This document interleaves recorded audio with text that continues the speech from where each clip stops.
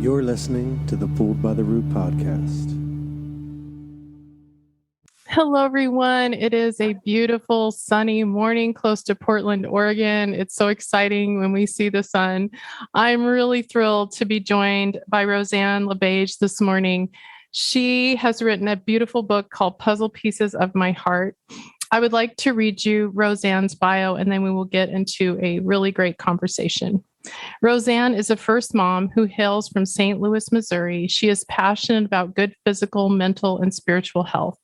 She lives with her husband and their 4 cats on a 10-acre farm. As I stated earlier, Rosanne has written a book called Puzzle Pieces of My Heart, Our Stories of Adoption. The book is a collection of adoption stories told by those touched by adoption. The book addresses a myriad of emotions from shame, grief, relief, and gratitude. Rosanne believes that by sharing our stories, we can find hope, freedom, and restoration. She also hopes by hearing all sides, we can find more compassion for those affected by adoption. Welcome, Rosanne.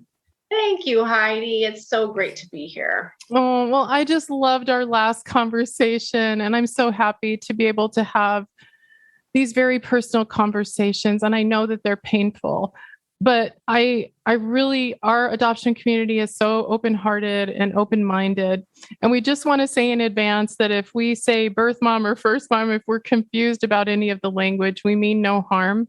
A lot of things are habits and generational, and we are trying to sort through that. So just know that we are aware and trying to make sure we don't offend anyone.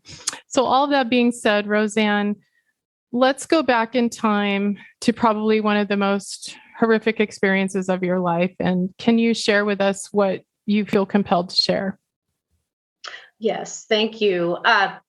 So I was pregnant at 16.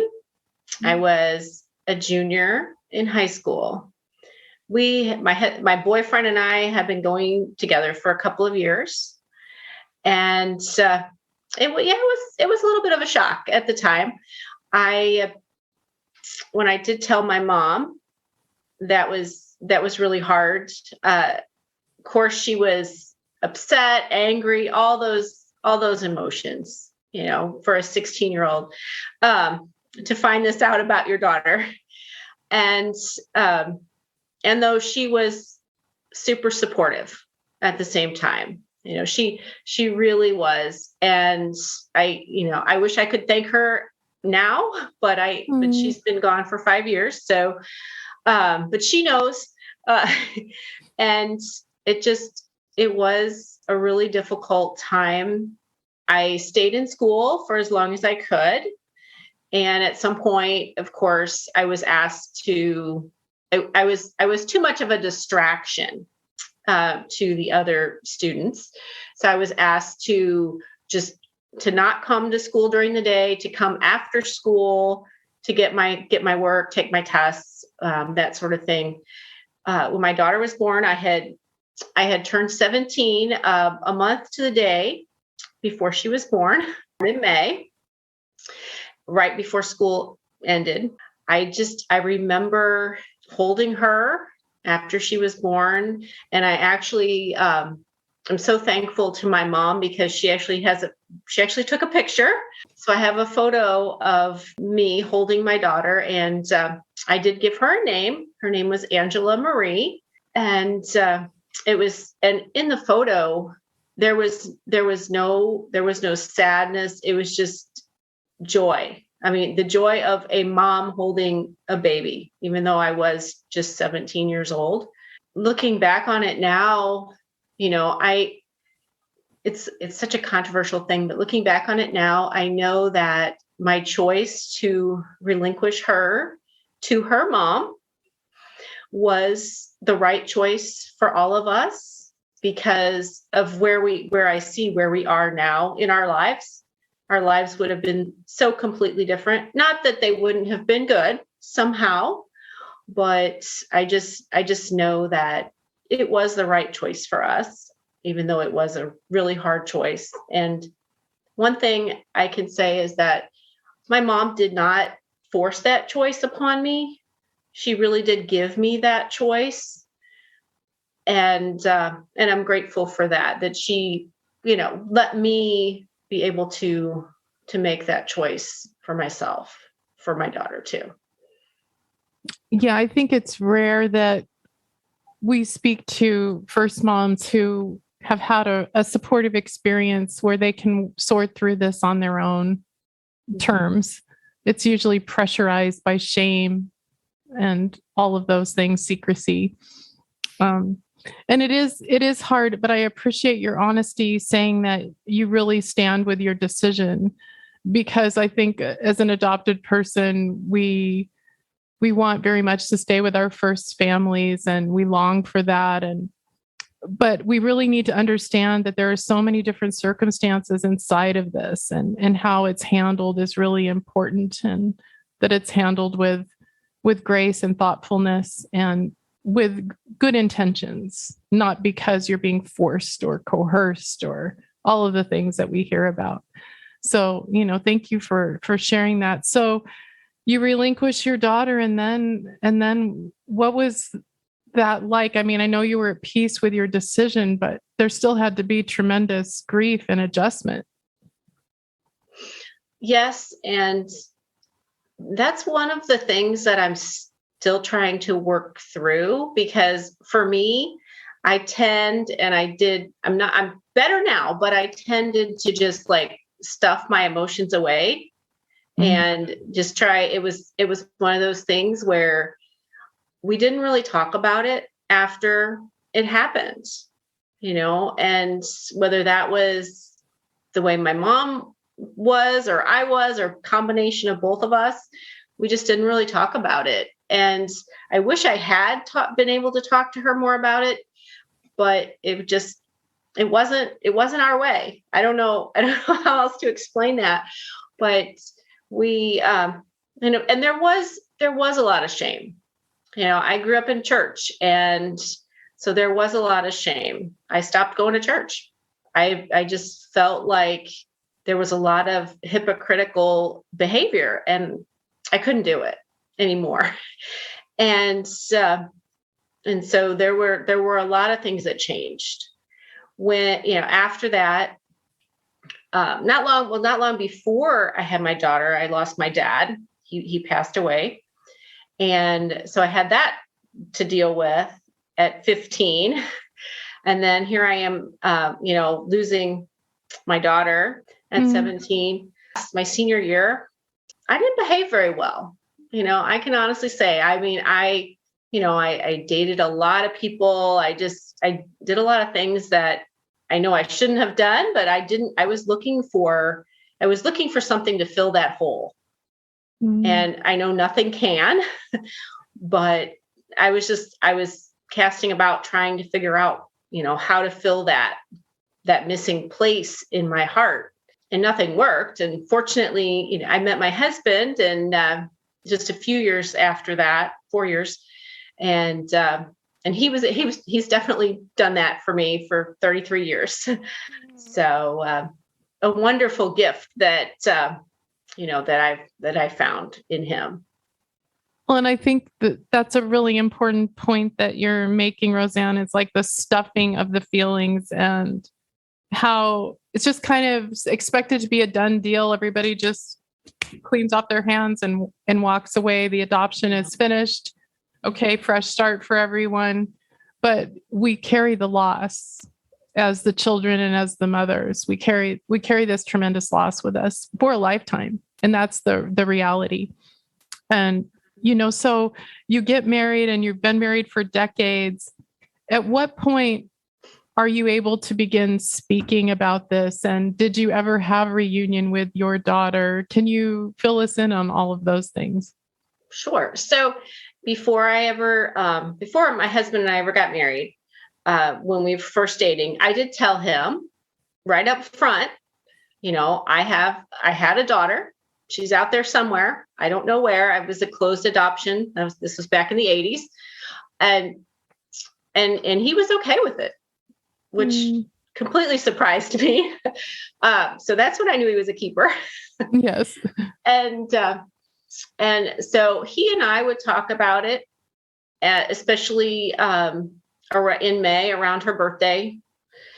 He would ask, inquire, ask me how I was doing, and that sort of thing. And other than him, and of course the people I went to high school with, as an adult, I could probably tell you on one hand the number of people in my life that knew about my daughter.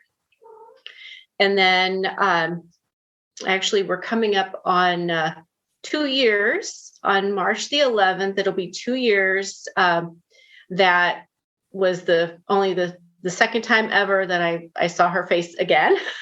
I finally found out who she was just 2 years ago. And after 34 years of not knowing, it was the most surreal moment. I can't even put it into words, just to be able to see her face. And she looks so much like me. I mean, there was absolutely no doubt in my mind. And to know who she is, to know her name. And we have been able to, over the past 2 years, develop an incredible relationship, just really getting closer every time we see each other.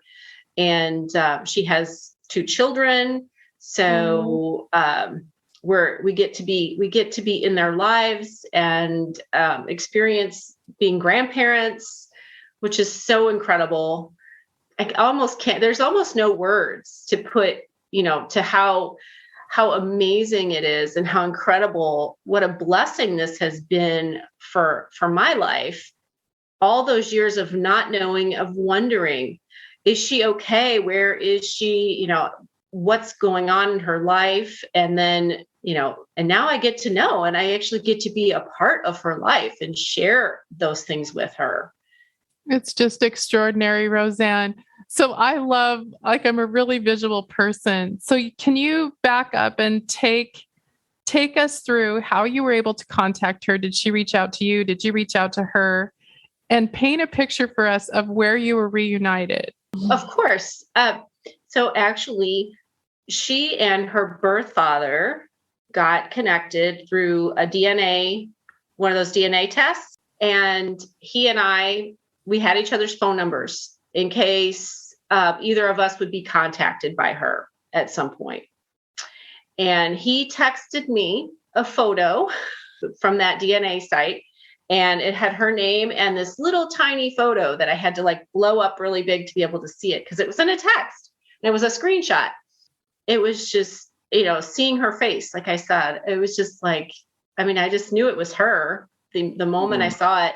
And I just, it took me, so I got that text from him. And I'm so grateful that he didn't have to, but he did. I'm so grateful that he did. And then I'm thinking, well, she didn't find me, she found him, which I understand how, but maybe she doesn't want anything to do with me. I'm making up stories, of course, in my head, which we all do when we don't know the facts, right? Right. And maybe she doesn't want to know who I am. Maybe she's angry at me or whatever. I don't know. And I sat with it for about 48 hours. Just think, and I had my husband and my sister both going, are you gonna get in touch? Are you gonna get in touch? And I'm like, I need a minute.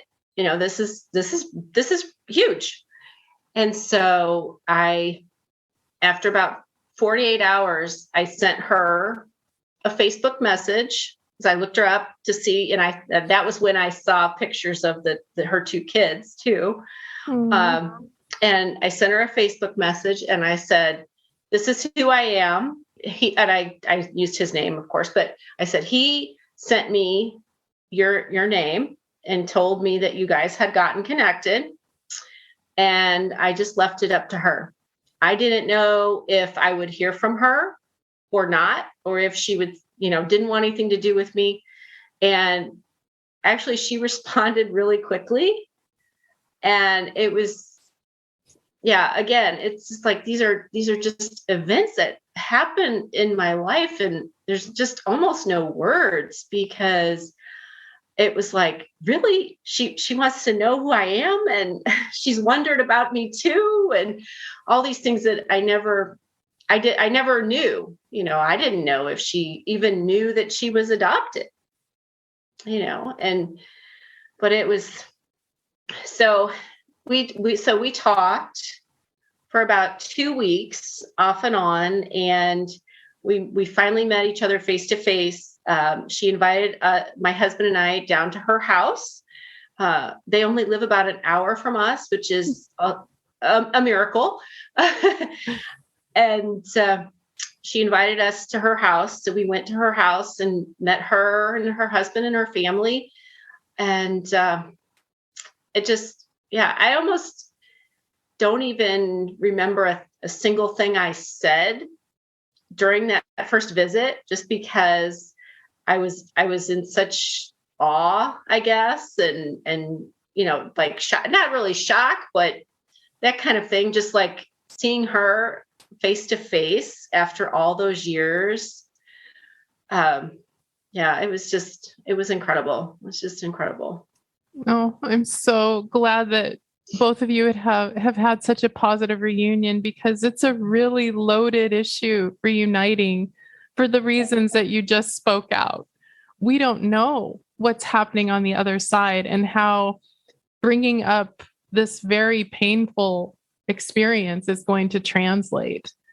And so for a lot of people trying to seek each other out, it's a brave act to do these things. And I'm so glad you've had a good outcome. So Rosanne, take us to the place where you were able to start speaking about this, because one of the lines I read in your book that I thought was so powerful, you said, "The story inside of me was once hidden in shame." And then you also said, "Embrace every part of your story." So the fact that you're able to make that bridge from going to the significant shame to embracing, tell us more about that. Yeah, I think for me, I started writing my own story just right at the beginning when we first were reunited, just to be able to get it all out again. Like I said, I stuffed it all down, and just to be able to get it out of me. Mm-hmm. And also once we were reunited, I felt so much freer, because, that the shame, I think I said in the book somewhere, the poem that I wrote. Yeah. It's so beautiful. I wrote that really early on.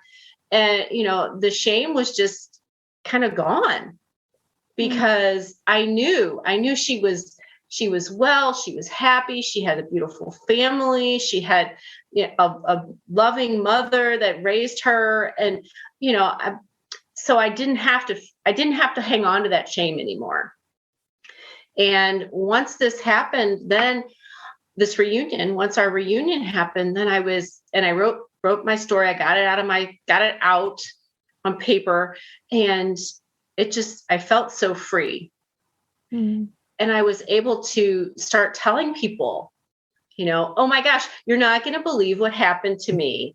This happened, but she's back in my life again. And it was just such a joyful thing at that point to be able to tell people. There was no more shame in it, because I knew that she wanted me in her life as much as I wanted to be in it. And we could create a new family, and she really, her whole family, I mean, they just have fit seamlessly into ours. It feels like they've been part of our family forever. That's so extraordinary and so rare. And I really feel that these conversations are so important, because if people can see the value in knowing that when you relinquish a baby, that baby has a history, that baby comes from somewhere. Yes. And a mother who had to make a difficult decision. I really believe that if we could just come together and understand the duality of adoption and help children through the process. And then they don't become adults who are like me at this age, trying to sort through it all. It just feels like if we have more support up front, that crisis can be avoided.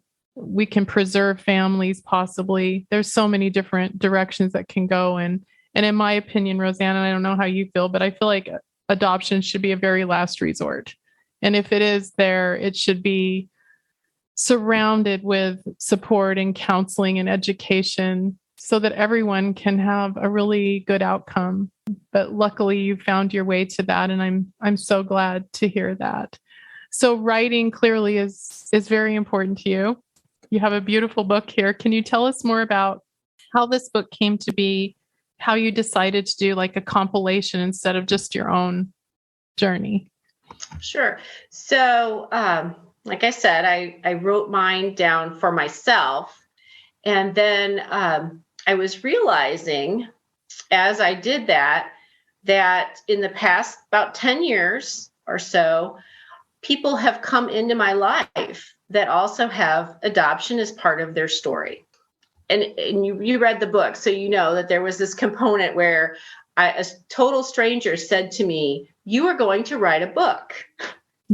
And I was like, okay, well, here's the book, right? So I wrote my story. And when I did that, and having this realization that I know several people where adoption is part of their story, I said, this is what I'm supposed to do. This is the book that's supposed to come out of me. And so I reached out to a few of my close friends that I knew, and that had shared their stories with me personally in the past. And would you be willing to write your story and allow me to share it with the world, put it in this book? And the people that I talked to, it was a resounding yes. They wanted to share. And in talking to more people about the book, the concept of the book, I guess, I had people say, "Oh, you need to talk to my cousin. You need to talk to this person. You need to talk to that person. They have an amazing story." And so about half the people that show up in the book, I did not know before I started this project. They came to me just in talking about it, which was just amazing. And every one of the stories in here just has a very unique perspective, which I loved to be able to pull those together. So there's 10 different families represented in there. And then I wanted to show the different sides of the story. There are always multiple sides to a story. My part of this story is just one piece. And then my daughter's is one piece. My husband's is a piece. There's in this book, we have at least two sides, sometimes three, to a story, just so that people can understand, there is such duality and multiple sides, so much emotion on all sides, and how everybody feels and what's going on in their stories. Yeah, I think that's so beautifully said, because one of the things that has been very healing to me, and I can only speak for myself, I had certain ideas about my first mother. It's like, oh, she just gave me away so she could have her freedom. I kind of made up my mind about what all of that looked like. And I had resentment.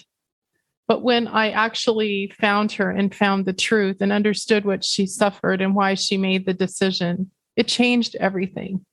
So being able to have the perspective, like you said, it's not easy. Like, we have to put aside, like, at least for me, I'm really stubborn. So I have to put aside and be able to open my heart enough to imagine what the circumstances were. And often they're extremely complicated. So I really love that, Rosanne, that's, something that I believe is really helpful for our souls, just to really seek out our own story and the puzzle pieces, as you so beautifully have on the front, just being able to fit some things together. I really do love that.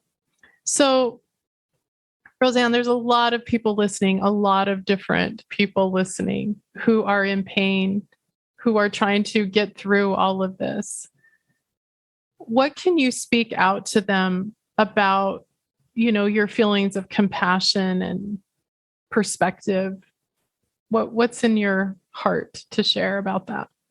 What you said earlier about, being brave enough to reach out, that was really difficult. And I know that was really difficult for my daughter too, because she told me later that she had looked me up on Facebook before I reached out to her and saw that I had a husband and two other kids. And she was like, "Ooh, I just don't know if I want to intrude on that."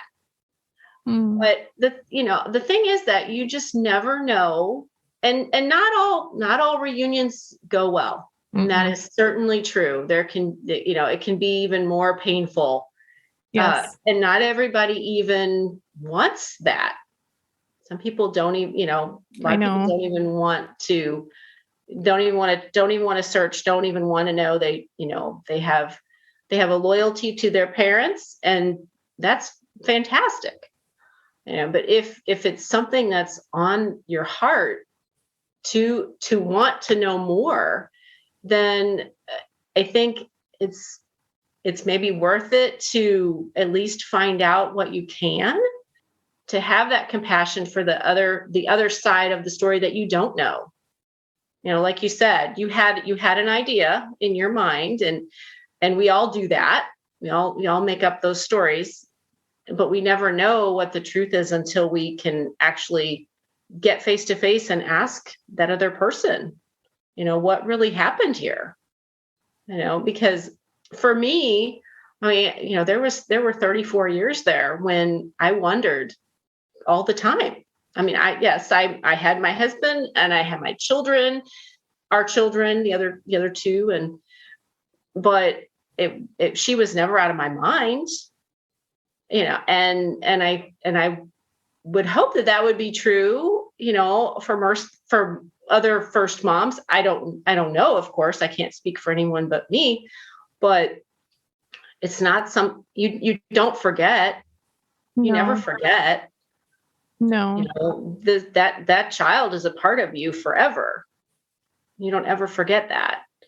And, but I do understand that, it can be really painful to try and search, to have that, to be able to, to talk to your parents and say, "Hey, I want to go look for this person," and how that's going to be received. You just don't know either. Depends on, again, how open your parents are to it. And like my first daughter, her mom, they always knew, she always knew she was adopted. She grew up, they always celebrated her adoption day as a second birthday, I guess, if you will. And so she always knew that there was someone else out there, which was me.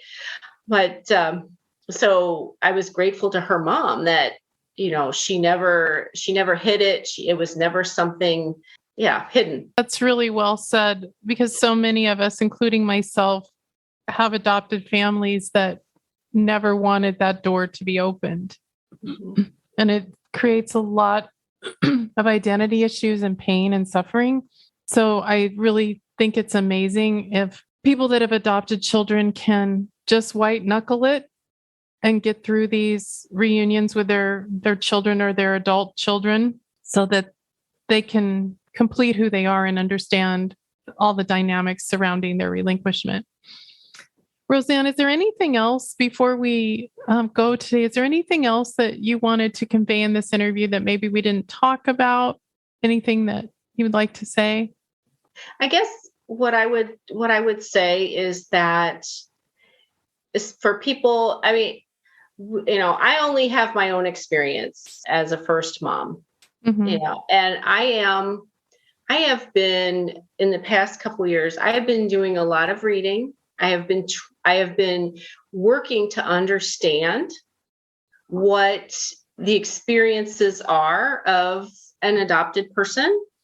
as a child growing up, not knowing. I have been doing that a lot. My first daughter and I, we talk about it, and I think that the biggest thing is to have compassion for everyone involved, for your adopted parents, if they don't want you to do that search, that if that's hurtful to them, which I completely understand too.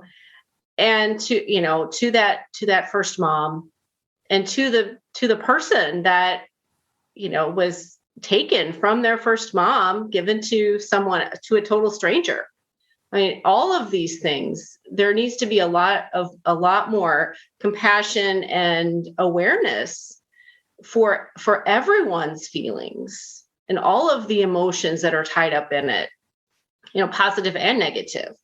I also feel like a lot of people outside of the adoption community, they have no idea, which is also what, I've encouraged people that have gotten my book, share it with everybody so that people can understand better, because you might know someone who is adopted, or who, like me, was a first mom, but you don't really understand fully what's going on inside, no matter how close you are to a person, right?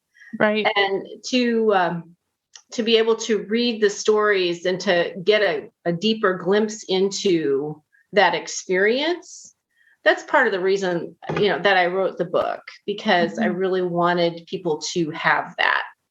And if people never choose to search, to have a reunion, that's okay. They need, I think it's really, if it's the right choice for them, then, that's a great choice for them. Everybody has to, it's so individual. Everybody has to be able to really dig deep and decide, what do I really want to do?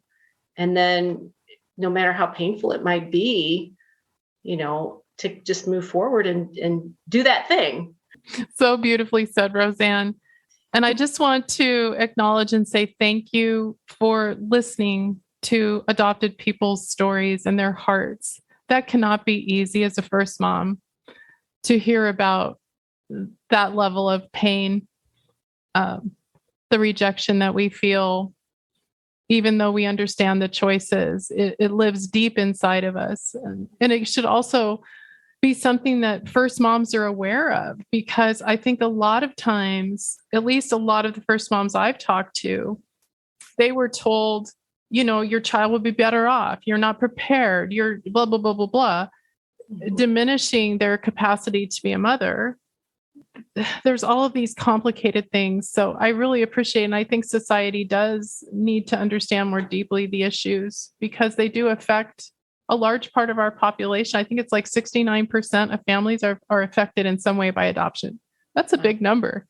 It is. It's a big number. So I think it's exciting that all of us are coming together from all of these perspectives to disturb things and shake things up a little bit. And I just appreciate your willingness to talk about all of these very private and painful and also redemptive things. It just gives me great joy to know you and your daughter have reunited and have a beautiful relationship, Rosanne. Yeah, thank you. Yeah. Oh. And to speak to what you just said, yeah, I didn't know or understand. It wasn't explained to me the trauma that actually she was going to experience being separated from me. That was never I don't know, maybe they didn't understand that back in the 80s. I don't know, but maybe they did, and they just chose not to tell you about it. But yeah, that was never something that anyone said to me. Right. Right. Exactly. And there you go. That would have been nice information to have on board. Right. It would have been good to know that, the choices may have been different. They may not. Right. Exactly. But at least going into it informed and understanding what the consequences are for everyone is really important. Oh, Rosanne, thank you so much. I'm really looking forward to hopefully connecting with you and staying connected again. So absolutely. Yes. Thank you, Heidi. Thank you.